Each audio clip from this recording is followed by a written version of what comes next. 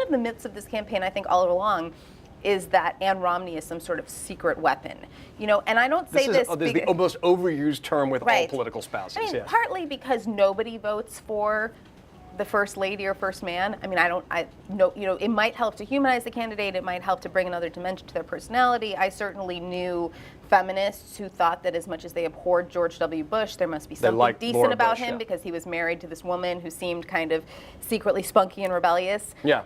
But no, it didn't change anyone's vote. And the idea that Ann Romney is going to, I guess she seems more charming than Mitt Romney, but this is a very low bar. And, But she does successfully humanize him. And the thing is that you don't want to see that cross the line where he's, releasing, public love letters, in campaign montages with an end game of getting fundraising off it. I think you need to keep something personal. I don't know how much, she humanizes him, but she also, I feel like, underlines the narrative of somebody who has a kind of very strict patriarchal worldview. To me, it was fascinating that the Romney campaign released an ad. It was meant to be endearing, but in it, Ann Romney said, I often felt like I had a sixth son.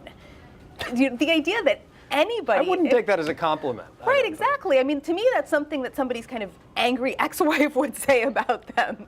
But clearly they thought that this is kind of charming, that, that she kind of has to take care of him or baby him or whatever.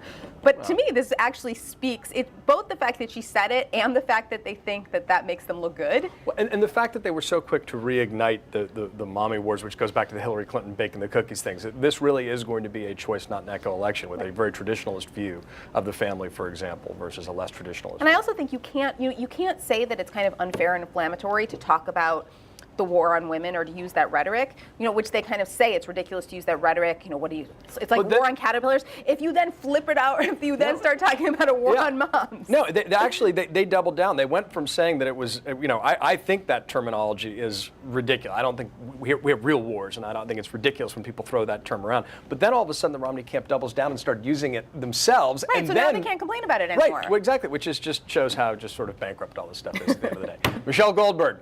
We're going to keep busting these campaign myths.